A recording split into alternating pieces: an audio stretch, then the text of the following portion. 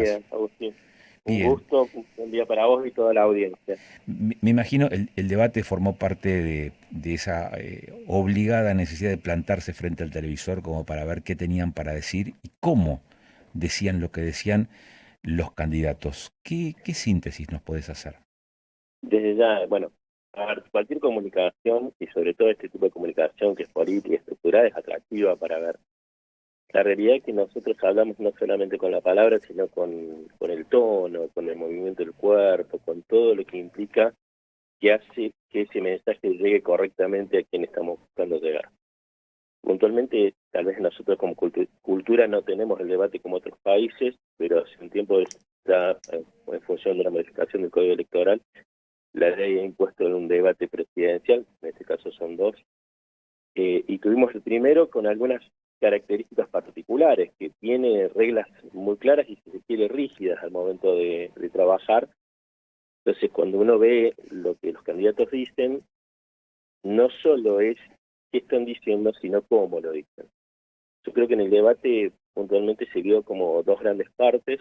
La primera donde estaban bastante cartonados, si se quiere, y los candidatos buscaban dar su discurso inicial, y ahí tal vez uno podría ver algunas diferencias en la forma en que llevaron la oratoria los candidatos, tal vez con una de ellas bastante más incómoda que el resto.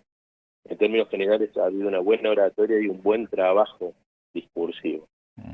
Eh, Tal vez se ¿Cómo notó ves, mucho que Sí, perdón. Marcelo, cómo ves esta suerte de entrenamiento previo con el que llegaron en términos de pérdida de espontaneidad? En realidad creo que se notó. Incluso uno ve que uno hubiera esperado ciertas cosas viendo el debate. Esperaba tal vez un lenguaje no verbal en Javier Milei más duro, más agresivo, creo que lo pulió mucho. Se esperaba tal vez algunos lenguajes más incómodos, por ejemplo, como se planteó Massa, que no mostró incomodidad en el debate, pero también es cierto que esto se adecua en función de cuáles son los objetivos de cada candidato en el debate. La realidad es que el lenguaje tiene que ver con la estrategia y con la forma en cual uno se para frente a lo que está haciendo allí. Y en ese sentido hay un reflejo entre cuál era la estrategia del candidato y la forma en que se fueron moviendo. Si uno se podría llegar a decir que todos los candidatos sintieron que no perdieron, lo cual es mucho en un debate. Podemos recordar ese debate Nixon donde la transpiración y el sentirse incómodo le costó muchísimo en función de lo que la gente vio. No era lo que decía, sino cómo lo decía. En este sentido creo que más allá de las idas y vueltas, los candidatos se mostraron desde el lugar que querían mostrarse. No sé si Ese es el debate mejor al que para hacía, todos, pero en perdón ese Marcelo, sentido es el perdedor. ese debate al que hacía referencia de Kennedy y Nixon, sigue siendo motivo de análisis, de estudio, e inclusive hasta fue la excusa en más de una oportunidad, mientras no son obligatorios los debates, como ocurre a partir de hace un par de años a esta parte en la Argentina, creo que el primero fue en las presidenciales anteriores, antes no era ninguna obligación, digamos, debatir. Había una especie de premisa, es decir, el que va ganando o el que se supone que va liderando las preferencias del electorado no tiene por qué avenirse a un debate y forma parte de las conclusiones de aquel debate de los Estados Unidos, me da la sensación. Sí, por eso yo creo que los candidatos en eso sí han sido bien coachados en función de qué objetivos tenían para el debate. Por eso digo, o sea, incluso uno ve que los discursos a veces ni siquiera respondían a lo que estaban preguntando. Esto tiene que ver con buscar ciertos efectos.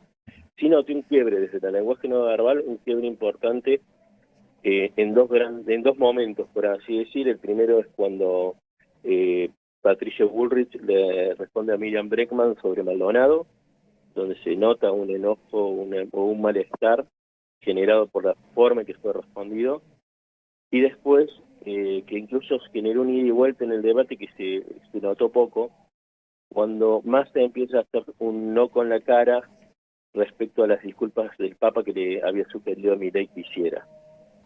Incluso ahí hubo un ida y vuelta con los periodistas que manejaban la situación, y cuando toman la cámara de afuera se ve ademanes de varios de los candidatos. Pero rápidamente lo corrigieron. Ese malestar que se veía después se notó en un cambio de forma en que se comunicaba. Fíjate que a partir de ahí las caras empezaron a jugar muchísimo. Nosotros teníamos caras acartonadas antes de eso, y después de eso veíamos incluso, yo creo que en ese sentido Javier fue el que mejor lo manejó, porque jugaba con los gestos, los lentes, la sonrisa socarrona, como para demostrar disconformidad, ya que habían agotado la posibilidad de responder previamente. Fíjate que en la parte económica se agotaron casi todos los derechos a réplica, y eso generó un cambio en la dinámica, porque usaron el lenguaje no verbal para comunicar. Interpreto que también el agotar mayoritariamente los derechos a réplica en ese segmento da una pista de la centralidad que tiene la economía en esta campaña. Sí, yo creo que también una cuestión estratégica de los candidatos en hacerlo en este momento. Y te diría más, yo creo que se han puesto a ver cómo funcionaron los debates anteriores, donde mayor rating fue en la primera parte, que no fue en este caso. Entonces, por esa cuestión me parece que se dio más ida y vuelta, aprovechando. Fíjate que se cortó la comunicación. ¿Para que se cortó un cachito de la comunicación, Marcelo? ¿Estás ahí todavía? Sí, sí, estoy aquí, Ahí te está. escucho perfecto. Rebobinado, 10 segundos. Bien, decía que creo que también hubo una cuestión de uso estratégico del tiempo en ese sentido. Aprovecharon que en general los debates se ven más al principio. Entonces ahí tuvieron esta cuestión de visibilidad y hubo un uso estratégico de las respuestas. Después surge esta otra cuestión discursiva del lenguaje no verbal para trabajarlo. ¿Te permite hacer alguna proyección de lo que puede esperarse para el domingo que viene? Como esperarse, sí, yo creo que va a haber un cambio. Vamos a verlos un poco menos acartonados, vamos a ver más gestos. Creo que eso les sirvió. Yo creo que algunos de los candidatos, puntualmente a Patricia Bullrich, estaba como más